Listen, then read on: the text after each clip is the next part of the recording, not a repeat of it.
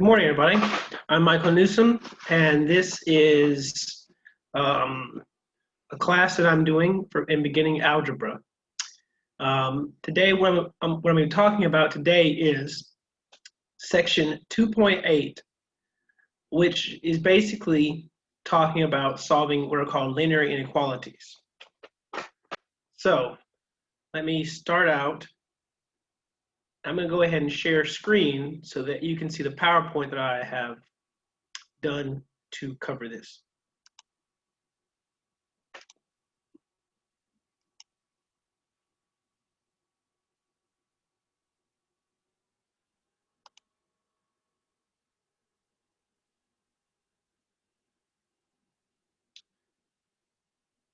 So first, we're going to talk really quickly about the differences between a linear inequality, a linear equation, and a linear expression. I think you're seeing my screen now. All right, so we're going to talk really quick about linear inequalities. But first, what we're going to do is talk about the differences between an expression and an equation. Now, the main difference between expression and equation, these are just mathematical terms that we use to describe things. An expression does not have an equal sign. And that's really important because there are certain things that we do to equations that we don't do to expression. And we'll talk about that in a second. I'll talk about that in a second. First of all, you can't solve an expression. Now, in all likelihood, when you're dealing with things like equations, and inequalities, you'll probably talk about solving them all the time, just because that'll be the easiest word to use to do stuff and stuff. But you can't technically solve an expression. It doesn't really make any sense. Examples of expressions are 2x plus 4, 6x squared minus 7x plus 1, 8x cubed plus 9x squared minus 7x plus 4. The main thing I want you to notice about those is they don't have an equal sign. So all three of those expressions do not have an equal sign, and that's really important. All right. If we go to the other side of this, we see what is an equation, right? An equation has an equal sign. It also has what's called a truth value. So let's take something simple. If I say 2 plus 2 equals 4, that is true. If I say 2 plus 2 equals 5, that is not true, that is false. All right? If I take 2 and 2, that makes 4. It doesn't make 5. You can, in fact, solve an equation. And a solution basically refers to what makes a statement true. So if I have x plus 2 equals 4, and I plug in a 2 to that, well, then I get 2 plus 2 equals 4. Well, that's good. If I have 3 plus 2 equals 4, that doesn't make any sense because 3 plus 2 equals 5. So we can have a true solution. So the solution is what makes it true. If it's not a solution, it doesn't make it true, it makes it false. Notice our two examples. We have an equal sign in both of these. That tells us that, in fact, what we have is an equation that we can solve. Now, if we think about inequalities versus equations, so let's talk about the difference between equations and inequalities. The difference between an equation and inequality is, let's think about an equation. Equations usually, now there are special cases that we have where you have things like all real numbers and no solution. Most equations will only have one answer. The one answer is going to be something like x equals 2, x equals 4, 7. Going to have one answer. So let's go back to our original problem. We have x plus 2 equals 4. The only correct answer is, in fact, 2. No other number will work. only one number works for x plus 2 equals 4 is 2. 2 plus 2 equals 4. That's it. No other answer. Inequalities are a little bit different. You'll get one answer, but that answer represents a lot of numbers, not just one number. So for example, your answer might be x is greater than 2. So we've got one answer, but that answer represents 3, it represents 4, represents 5, represents 6, 7, 8, 9, 10. It represents a bunch of numbers. Because we want basically any number that's greater than 2. So even though we got one answer, x greater than 2, that answer represents an entire range of numbers. Not just one number, like in our first example here, but a bunch of numbers. So we're going to have to graph it. So the solutions to it, we're going to have to graph a little bit differently, right? A little bit differently, because we need to show that we don't just have one number that's the answer, but a bunch of numbers.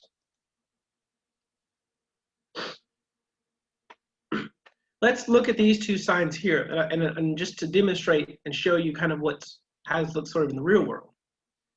This sign here says under 21, you can't buy any tobacco or any vapor. Okay, and it's a we card. You've probably seen this before. They have these posted in convenience stores, gas stations. All right. This says under 21. Does that sign mean 21? No, it's referring to 20, 19, 18, 17, 16, 15, 14, 13, 12, 11, 10, 9, so on and so forth. Basically, anybody who is under 21 years old cannot buy tobacco at that store. If you look at this sign here, very similar. If you're born after today's date in 1999, you can't buy tobacco, e-cigarettes, or e-vapor products. Okay, so anybody born after 1999, 2000, 2001, 2002, 2003, 2004, 2005, so on and so forth. All right, so that number, even though we only see one number, 1999, because of how it's worded after 1999, it tells us that it's not just one number or 1 year. It represents a range of numbers, a range of years. So let's look really quick at the number line. The number line basically has a 0 in the middle, and if you go to the right, you get positive numbers. You go to the left, you get negative numbers. Notice that the positive numbers work in a certain kind of way. The negative numbers work in a different kind of way.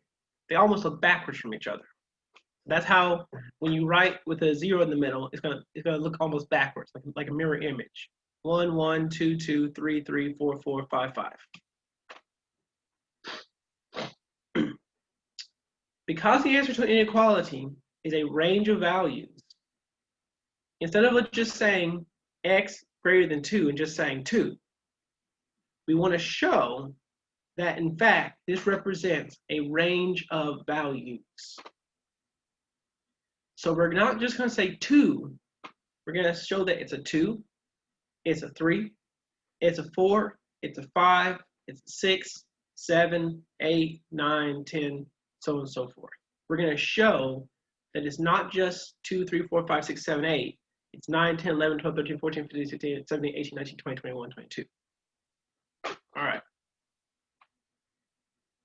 Also notice that at the ends, you have a plus infinity and a minus infinity.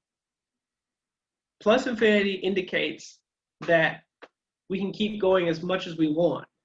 So, if I start here at 0, and I'm going to let me see if I can get this right. Right, this way. I'm doing this. I have 1, 2, 3, 4, 5, 6, 7, 8, 9, 10, 11, 12, 13, 14, 15, 16, 17, 18, 19, 20, forever. And it goes all the way to where it never stops. That's called infinity. In the same way, from subtracting 1, minus 1, minus 2, minus 3, minus 4, minus 5, minus 6, minus 7, minus 8, minus 9, minus 10, minus 11, minus 13, minus 14, minus 15. If I keep going to negative infinity. So what those symbols represent is having infinitely positive numbers and infinitely negative numbers. But we just write in negative and positive infinity to show that it never stops, because that's basically what infinite means, it never ends. All right. In mathematics, we like to use symbols. Part of that is because we want a shorthand to make it easier for us. Instead of us having to write a whole bunch of words, I can write I can just write symbols for things, and I know exactly what's going on. Now, the person who's untrained in this stuff, the person who hasn't actually learned the math yet, probably doesn't quite know what's going on. But if they learn the symbols, it becomes way easier because it becomes less writing. Instead of us having to write less than, greater than, less than or equal to, greater than or equal to, which is like what? 1, 2, 3, 4, 5, 6, 7, 8, 9, 10, 11, 12, 13, 14, 15, 16, 17, 18, 19. I think it's about 20 characters. I'm probably counting it off, counting wrong.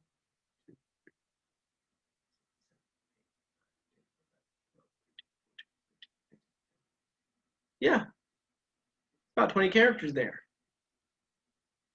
So you have almost 20 characters, probably somewhere around the 18, 19 range or so, 17, 18, 19 range. Instead of having to write all those words out and spell them, because then you have to think about spelling them, and then do I capitalize, not capitalize, all this stuff. Instead of having to do all those things,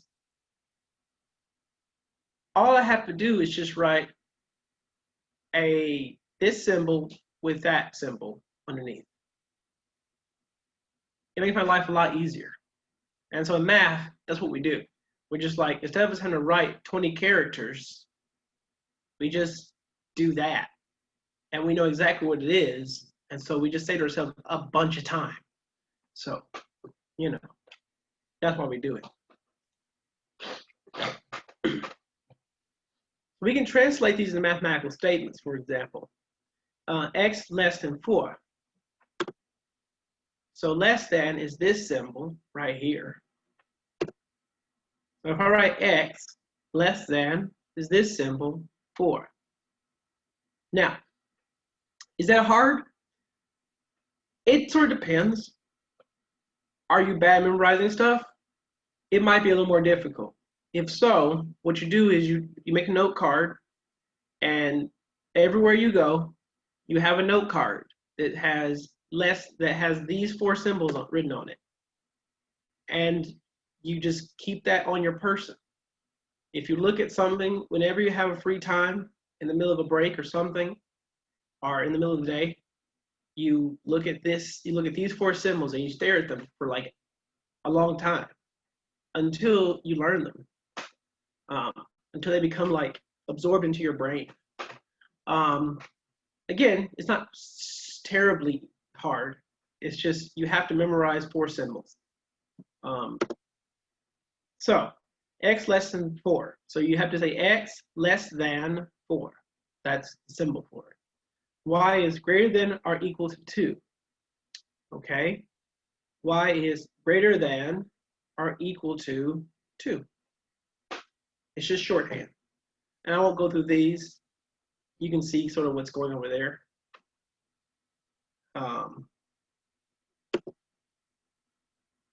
Yeah. You get the idea. I just put more examples in so that you could look at them and make sure you understood it.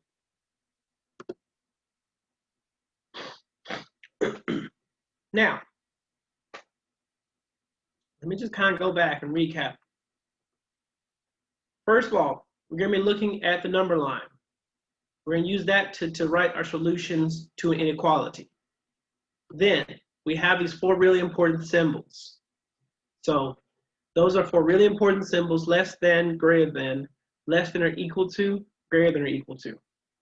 So we have 4 really important symbols. Next, we get to what's called interval notation. Now, interval notation says when we write solutions to an inequality, we can write it in 2 different ways, essentially. The first way to write it is to use those 4 symbols we talked about. So look, you see these 4 symbols here. We can use those 4 symbols. That's one way to write the answer. Another way to write the answer, and this is the main way that we're going to wind up writing the answer, is what's called interval notation. Now, I want you to look at this real quick. It has 2 positions, the lower bound and the upper bound. In other words, it has 2 numbers that represent the start,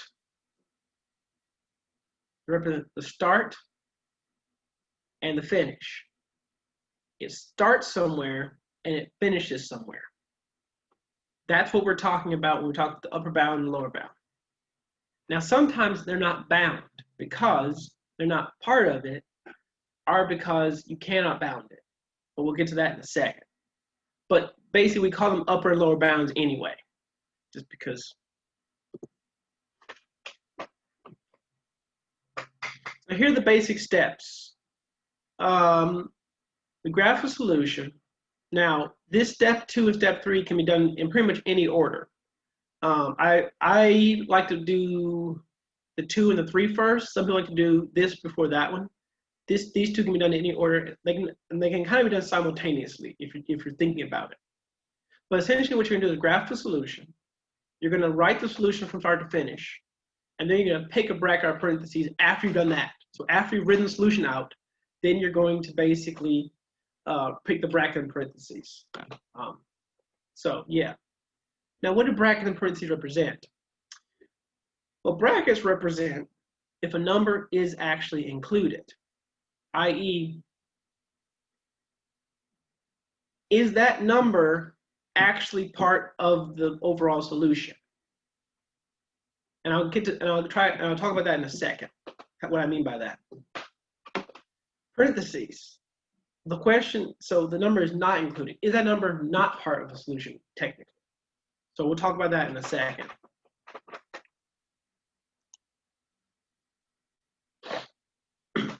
So solving inequalities. The steps for doing this. Part 1. We solve the linear equation by distributing and combining like terms on each side, getting x on one side, solving a 2-step equation. I'll go through that couple of problems pretty quick. The steps for running interval notation. We graph the solution, write the solution from start to finish, and we pick B or P for each end. Okay. So let's go to a problem now. We'll go this first. All right. This has to do open circles and closed circles. I'll get to that in a second.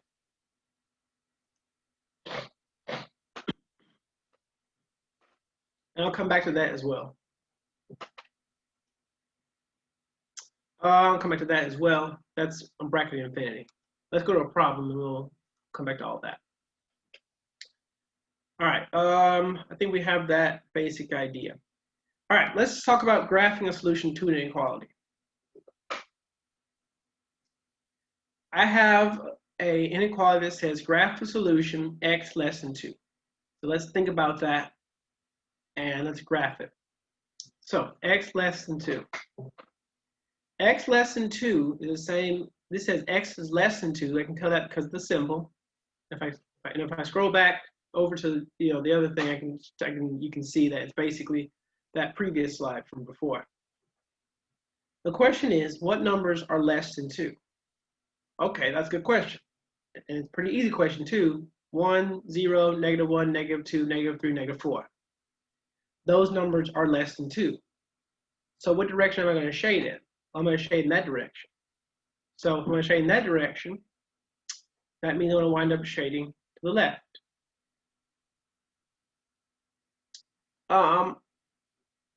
Now I'm going to start shading at the 2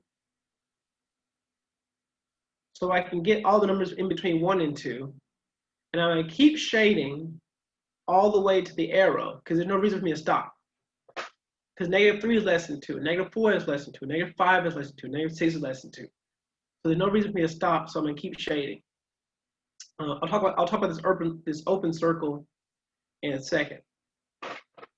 So then we can graph the solution for x greater than or equal to 4. Sorry. So this is greater than or equal to, based upon I have a little chart that tells me what all the signs are. What numbers are greater than 4? Okay. 4, 5, 6, 7, 8. Are 5, 6, 7, 8. Sorry.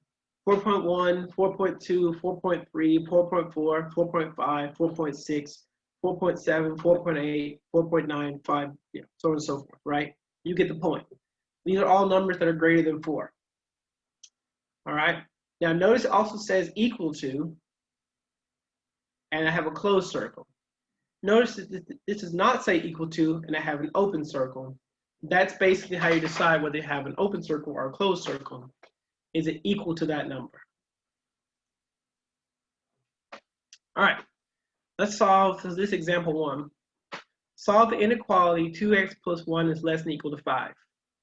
So we'll go through our steps. We're going to solve the inequality. I'm going to subtract 1 from both ends because I'm just solving a 2-step equation. I'll get 2x equals 4. I'm going to divide by 2. I'll get x is less than or equal to 2. All right, easy. Part 2, I'm going to write it in what's called interval notation. So when I write interval notation, I'm going to say I want x is less than or equal to 2. So I have 2 here, and I want the numbers that are less than 2. So we're going to wind up going to the left. So 1, 0, -1, -2, -3, 4.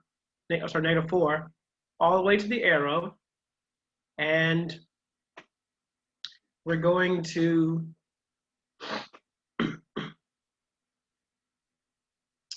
shade all that to the left. Because it's equal to, we get a closed circle. So a closed circle goes right there.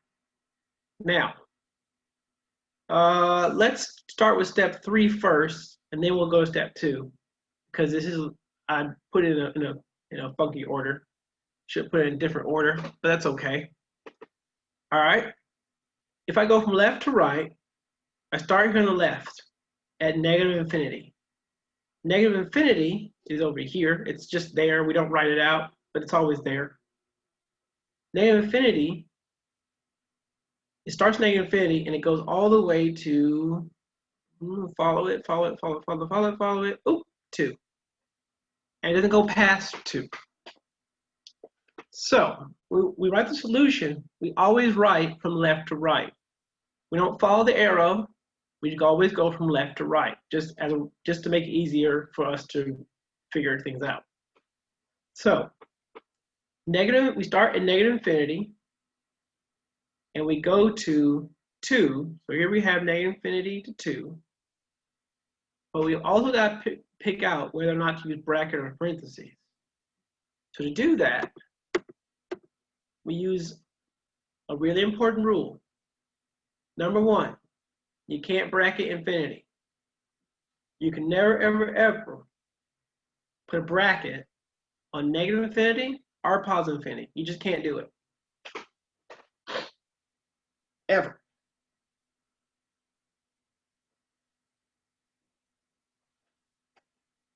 You can't do it. So we have to put a parentheses on infinity. Here's another thing.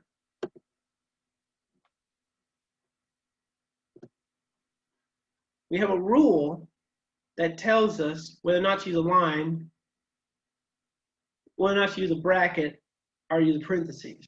And the way that we do that is we say no line, no bracket. So now let's look at our situation here.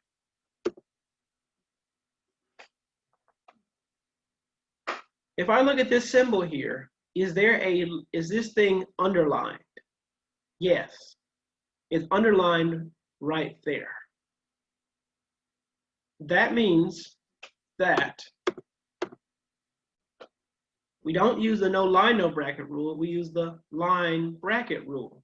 That means that if we have a line underneath, we're going to use a bracket. So let's go back and look at this again.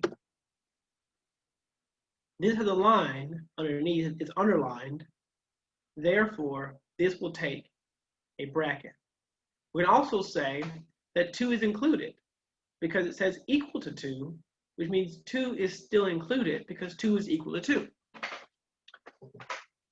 And so we wind up getting the final answer, negative infinity to 2, and parentheses on the infinity, and a bracket on the 2. All right, I'll work this one. We'll look at this one. I have negative 2x plus 1 is less than 5. All right, I'm going to subtract 1 from both ends. I'm going to divide by negative 2. But I want you to notice something, because I started highlighting this thing, but I did it for a reason. When I divide it by this negative 2, notice something happened. This less than turned into a greater than.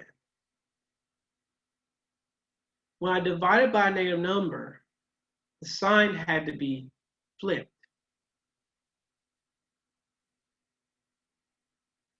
Okay.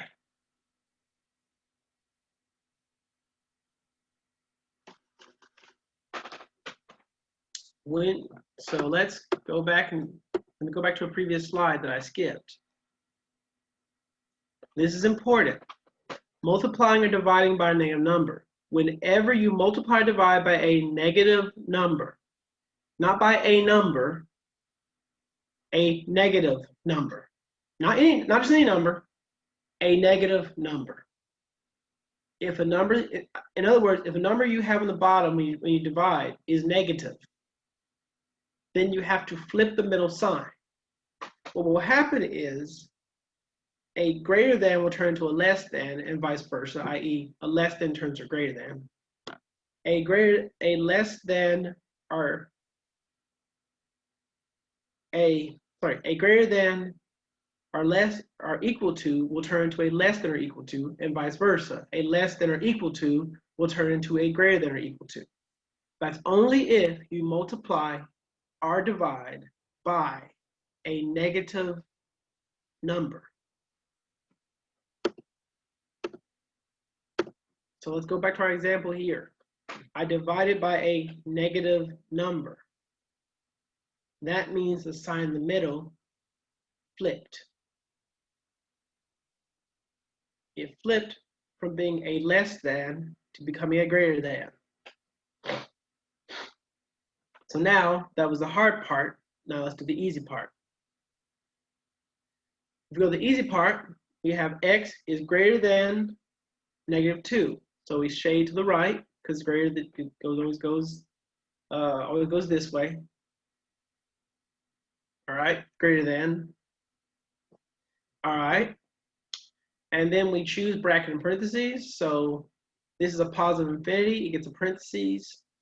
This is a parentheses because it's open circle. Then we go from left to right. We start at the left. We go from negative 2. We go all the way down. Since we hit the arrow, that means we're going to infinity, which means we go to infinity. So negative 2 to infinity is the answer. All right, I'm going to skip that one because it is just like the other one. I will also skip that one. I just want you to notice that here you have a greater than and you have a less than. But again, you can look at all these examples. These are all really good examples. They're there just in case, just for practice. The reason I put lots of examples is because that's how you learn math, is by doing lots of different examples. Not just working a couple of homework problems and being like, well, I finished the homework. You learn it by like actually doing problems and then going back and reviewing those problems and so on and so forth. So, yeah.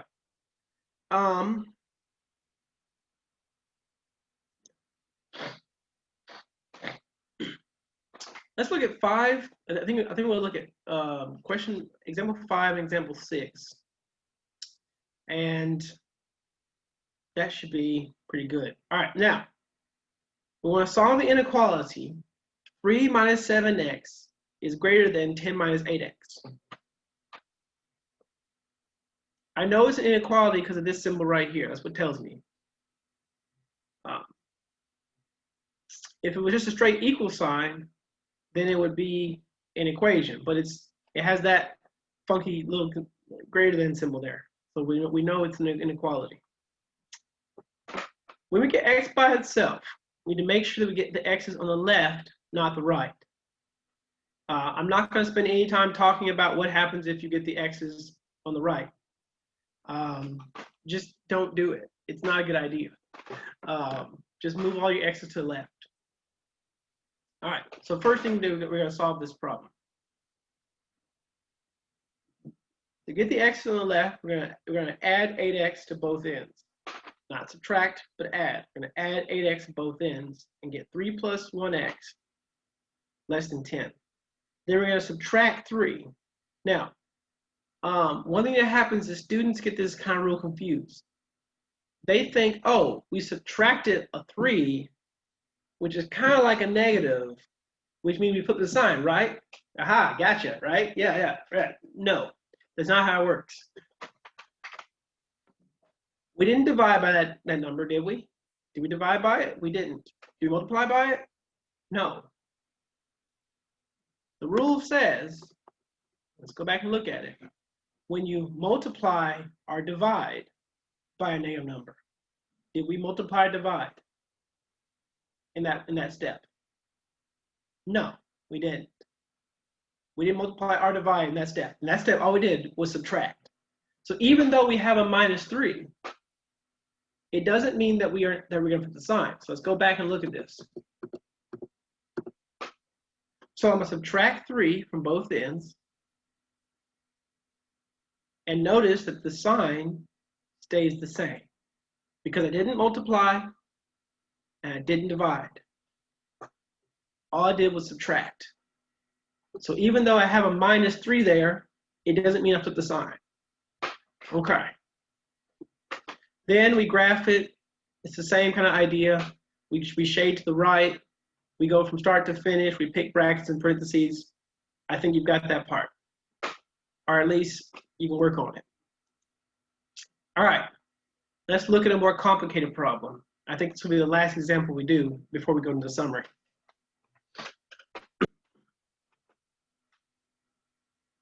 We want to solve this inequality. Now notice it has a lot more stuff going on. So we need to go through our steps. So let me actually fast forward. Let me actually go all the way back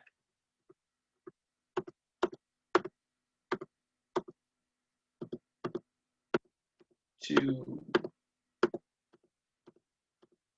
here. Aha! Look at our steps.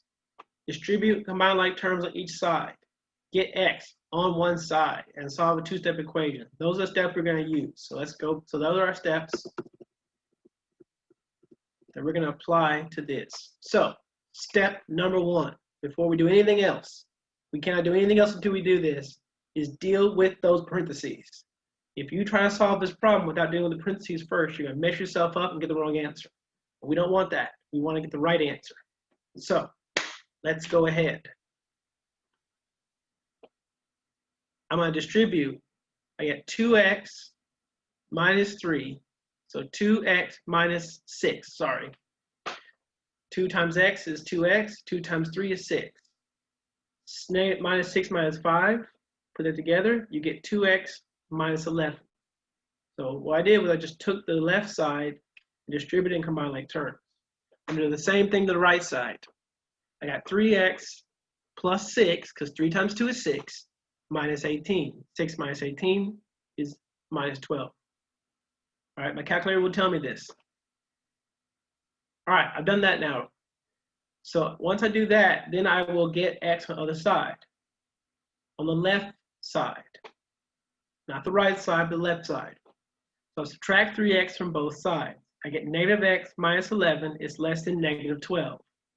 Then I didn't show this step because I ran out of space on the left side of the on the left side of the PowerPoint slide. But basically, I added 11 to both sides with what I did. And I got negative x is less than negative 1. All right, then I divide it by negative 1 to get x by itself. And when I divide it by a negative,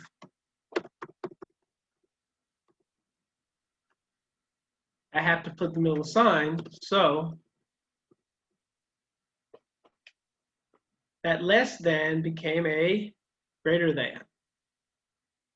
So, and then now I have my solution in the x greater than form. Now I put it in the, now I write it in interval notation by graphing solution on a number line, 1, 2, 3, 4, 5, 6, so on and so forth. I wrote the solution from left to right from 1 to infinity, or maybe I decided to pick the brackets and the parentheses immediately. I can do step 2 and 3 in any order I want, or do them simultaneously almost, whichever one's easier for you. And I went from 1 to infinity because over here we have infinity. That's what happens when you hit those arrows. All right. So now let me kind of do a summary. All right, the steps for writing interval notation are graph the solution, write the solution from start to finish, i.e. left to right. It's always left to right. Pick bracket or parentheses for each end. What the brackets represent? Well, the brackets are basically closed circles. Parentheses are basically open circles. In other words, parentheses are not included. Brackets are included. These are the symbols. Here are the corresponding closed and open circles. And I think that's it. I don't think I put another slide on here. Reminders, that's right. Really important rule. You can't put a bracket on infinity, ever. Ever, ever, ever, ever, ever, ever. You can never, ever, ever, ever, ever, ever put a bracket on infinity, ever, ever, ever, ever, ever, ever. It's one of those rules in math that we don't ever break. You cannot put a bracket on infinity. You can never, ever, ever, ever, ever do that. All right. And the other one, whenever you multiply or divide by a negative number, you must flip the middle sign. So those two really important things to remember. Don't think there's anything else. I was right. I'm going to stop my share.